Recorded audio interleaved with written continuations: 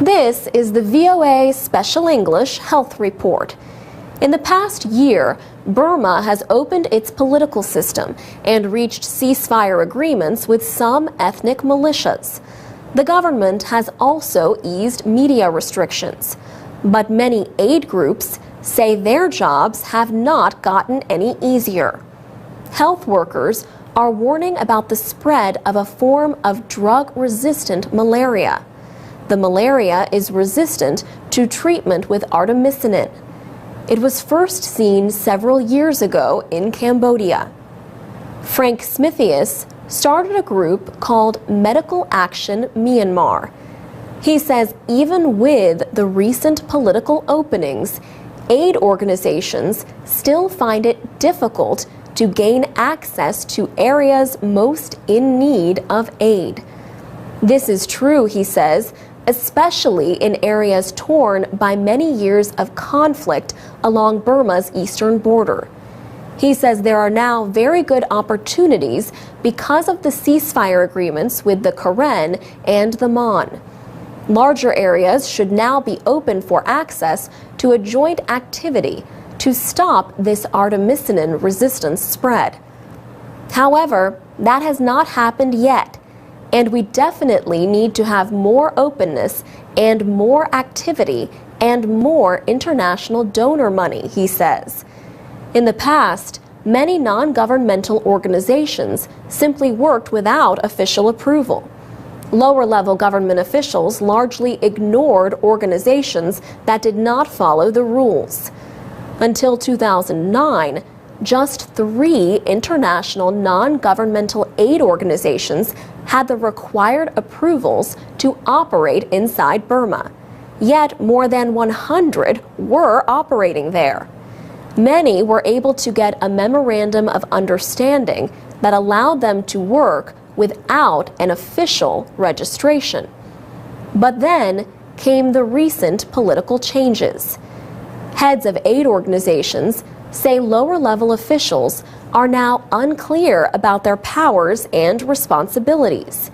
In many cases, they are enforcing the procedures more. Save the Children is an aid organization whose work is mostly related to mother and child health in Burma. Kellen Stevenson with Save the Children says, in general, ministries and government workers have become much more cooperative. He agrees with those who say the barriers that humanitarian workers now face are largely bureaucratic. He says it shouldn't be a political discussion. There remains a bit of command and control from government, and it's not going to open up overnight. He says the discussion about getting access to new areas is underway. In his words, you have to remember, these changes have been extraordinarily dramatic in such a short time, a year. Kellen Stevenson says things are changing so quickly. Still, aid groups warn that some issues, such as the drug-resistant malaria, may only get worse unless the government also takes action quickly. For VOA Special English, I'm Alex Villarreal. For more health news and other information for people learning English, go to voaspecialenglish.com. This is the VOA Special English Health Report. Sleeping sickness is a deadly disease that infects about 60,000 people in Africa each year. Now, scientists in Scotland say they may have found a new treatment. Their findings are in the journal Science. Sleeping sickness is spread by the bite of the tsetse fly.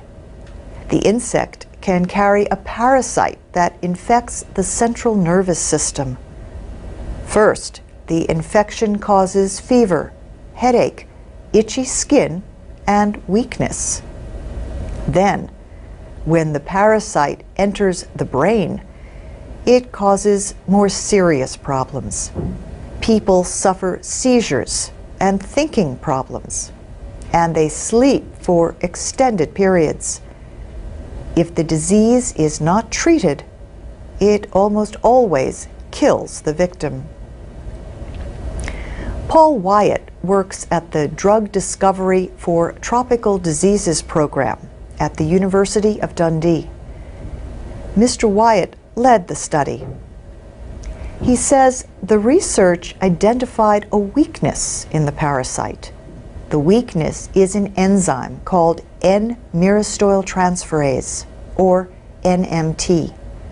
The parasite needs NMT to survive. The researchers developed a mixture of chemicals that interfered with the performance of the enzyme. They tried it in test tubes containing the parasites. As a result, the parasites stopped reproducing. The scientists also tested the treatment on laboratory mice with sleeping sickness. They gave them the chemical compound by mouth. The scientists said the infection disappeared. Now, Paul Wyatt says a drug based on the research could be ready for testing in humans within 18 months. Currently, medicine for sleeping sickness requires a series of injections that are costly and painful. Hospital stays are also needed, and the side effects of the treatment can be serious, sometimes even causing death. Francois Chapuis is a specialist in neglected tropical diseases with the international group Doctors Without Borders. He says a less costly, easy-to-use medicine for sleeping sickness is badly needed. He says a simpler treatment, taken by mouth, would be the best. And that's the VOA Special English Health Report. Transcripts and MP3s of our reports are on our website, voaspecialenglish.com. You can also comment on our programs. You can also find us on Twitter and YouTube.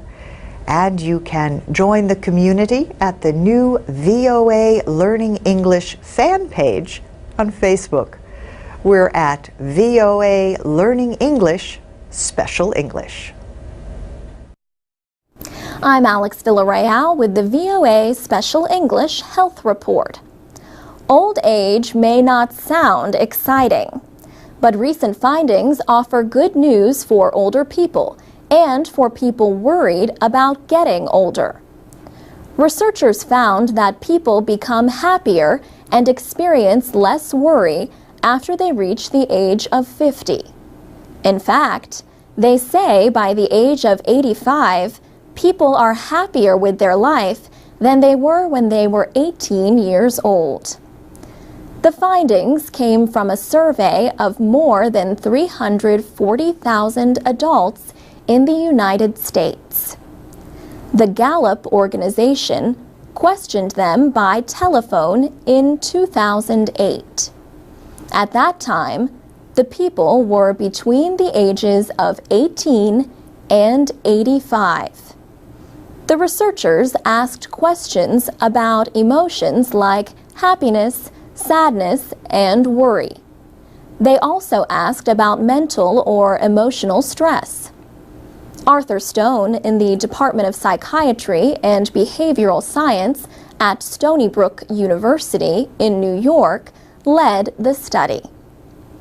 His team found that levels of stress were highest among adults between the ages of 22 and 25.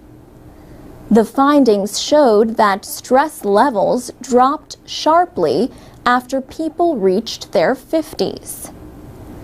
Happiness was highest among the youngest adults and those in their early 70s. The people least likely to report feeling negative emotions were those in their 70s and 80s. The study also showed that men and women have similar emotional patterns as they grow older. However, women at all ages reported more sadness, stress, and worry than men. The findings appeared in the Proceedings of the National Academy of Sciences.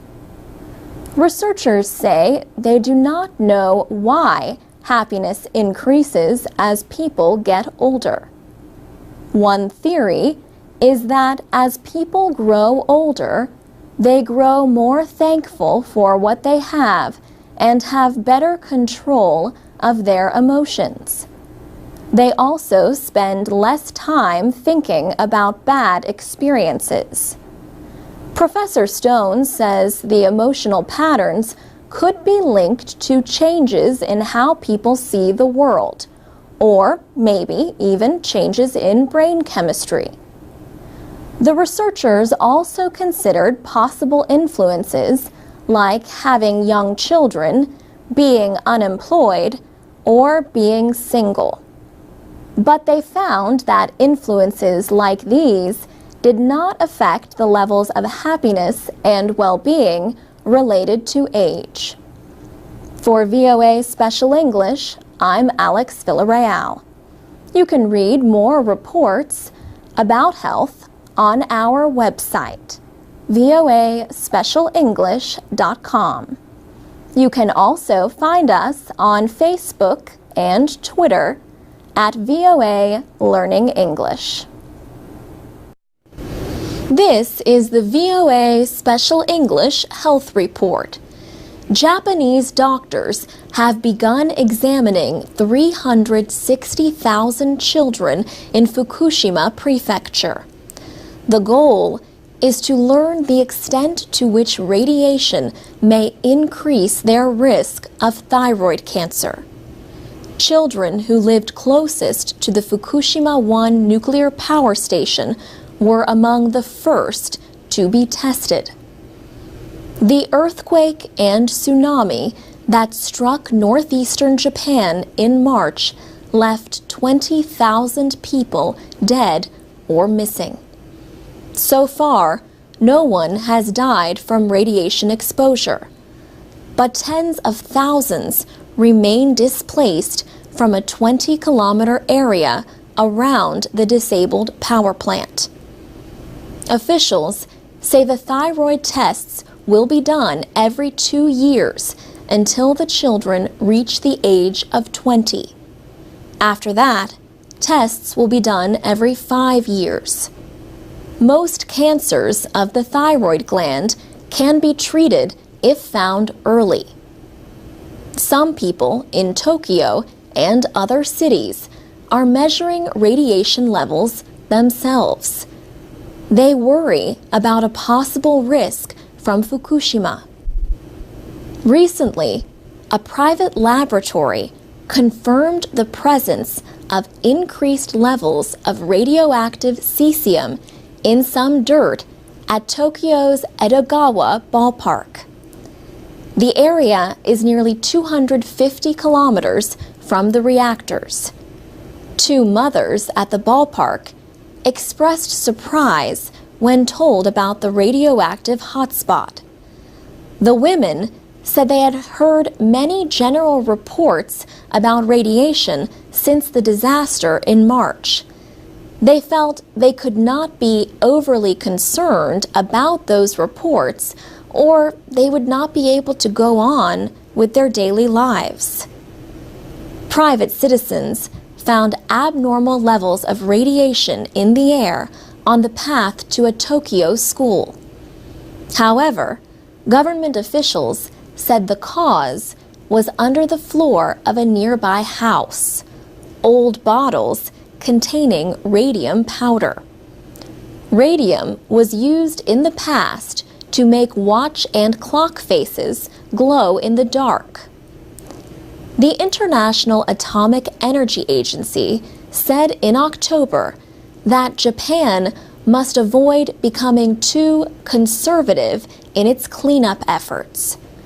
Japanese officials have ordered an increase in radiation testing, but they say hotspots outside Fukushima are not a cause for worry.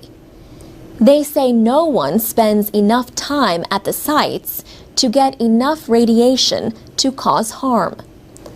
They also say the small dosimeters that some private citizens use to measure radiation can give a wrong reading. For VOA Special English, I'm Alex Villarreal. Our programs are a way for people to read, listen, and learn American English and much more. You can download transcripts and MP3s of our stories at voaspecialenglish.com. I'm Alex Villarreal with the VOA Special English Health Report. Vaccines and chest compressions are both ways to save lives. Now, separate new reports say each could save more lives if they were used more. One report is from the International Federation of Red Cross and Red Crescent Societies and the Gavi Alliance. Gavi is the Global Alliance for Vaccines and Immunization. This alliance of public and private groups finances vaccines in poor countries. Spokesman Jeffrey Rowland says Gavi has done a lot since it began 10 years ago. He says they have prevented 5.4 million premature deaths. And he says they hope to prevent 4.2 million premature deaths by keeping immunization rates high for several diseases, including pneumonia and rotavirus diarrhea. Gavi says these two diseases cause more than 1/3 of all deaths in children under age 5. It says new vaccines against the pneumococcal bacteria and rotavirus could save more than 1 million children each year. But the group warns that a shortage of $4 billion threatens these and other immunization programs. In other health news, a new study compares ways of saving patients with cardiac arrest. Sudden cardiac arrest is when the heart develops an abnormal rhythm and stops beating. An analysis of 4 studies found no difference in short-term survival when rescuers followed current guidelines. These call for defibrillation as soon as possible. A defibrillator is the device used to shock the heart back to normal rhythm. But there was a small increase in long-term survival among those who received chest compressions before defibrillation. This was true especially if there were delays in the arrival of emergency medical services. Dr. Pascal Meyer of the University of Michigan Health System led an international study of 1,500 patients. He said they wanted to test whether it would be better to start with chest compressions to get some blood circulation to the brain and heart before they applied the electrical shock. Dr. Meyer says people should start to give compressions immediately if emergency help has not arrived. He says good quality compressions are done in the middle of the chest, about 2 fingers above the lower end of the chest bone. You put both hands on the chest, straighten your arms, and do strong compressions. For VOA Special English, I'm Alex Villarreal.